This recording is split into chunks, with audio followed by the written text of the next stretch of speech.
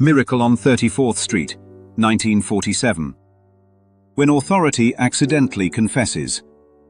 This film is not about Santa Claus. It is about what happens when a world built on evidence is forced to confront meaning, and what collapses when authority is required to be consistent with its own assumptions. Kris Kringle does not enter the story to persuade anyone of who he is. He enters already certain. That certainty is precisely what makes him intolerable. Because systems built on appearances cannot accommodate someone who does not need validation. Truth never argues. It does not negotiate. It does not assemble proof. It simply is. And when truth appears inside a structure that survives by appearances, the only available response is diagnosis, detention, and litigation. Doris Walker does not raise her daughter on lies. She raises her on withheld innocence. She calls this realism. She calls this maturity. But what she is really teaching is fear refined into policy. Fantasy, in her mind, leads to disappointment. What she does not see is that defensiveness leads to emotional sterility. So Susan becomes intelligent but mechanical, sharp but sealed, capable of logic but unfamiliar with wonder. She does not lack imagination. She has been trained to cross-examine it before allowing it entry. Kris does not teach Susan to believe in Santa Claus. He teaches her to pretend again. And pretending in this film is not deception. It is permission. Permission to enter a reality that cannot be proven but can be known. When Susan resists pretending at the zoo, she is not being stubborn. She is being consistent with the ontology she was given. Honesty has been misdefined as literalism, so imagination feels like lying. Kris restores an inner country that fear annexed long ago. The courtroom is where the film becomes surgical, because nothing mystical happens there. No visions, no divine intervention, only logic, taken seriously. The brilliance of the ending is not that Santa wins. Win versus lose would imply a real contest. Truth never fights illusion. Kris knows who he is before the trial begins.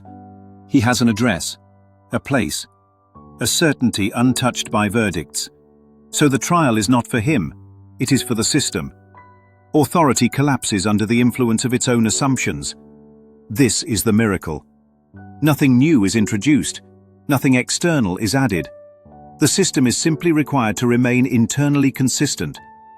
If the post office is authoritative, if misdirecting mail is illegal, if letters addressed to Santa Claus are delivered to Kris Kringle, then the conclusion has already been reached. The court does not rule for Santa. It rules against contradiction.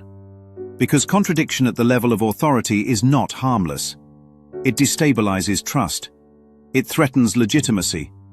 And authority survives only so long as it appears coherent. This is not faith triumphing over reason. This is reason undoing itself. And then come the letters. 50,000 of them. Canvas bags stacked high. An absurd excess. Here is their function. The ego's entire thought system is built on evidence. So it is buried in what it worships. More evidence than can be processed. More evidence than can be argued with. They do not need to be read. Reading would invite interpretation. Volume eliminates resistance. The letters reveal that belief was already happening, quietly, privately, inconsistently, long before coherence was demanded. The miracle is not persuasion, it is exposure. And then the cane, not merely as confirmation, but as correction.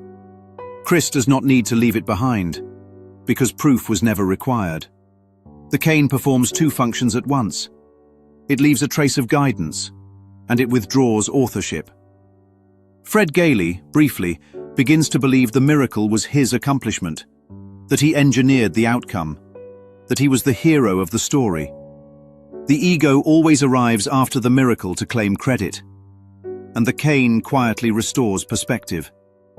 This was never about personal brilliance, never about professional identity, never about winning admiration. The miracle worked through him, not because of him. No rebuke, no humiliation, only remembrance. When Kris momentarily wonders whether Doris believes in him, the film delivers its final correction.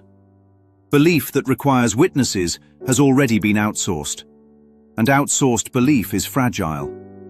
The moment agreement is needed, certainty has been surrendered. The film resolves this gently. Belief is returned to its source, not people, not institutions, not outcomes. So everyone goes home, not victorious, not triumphant, but reordered.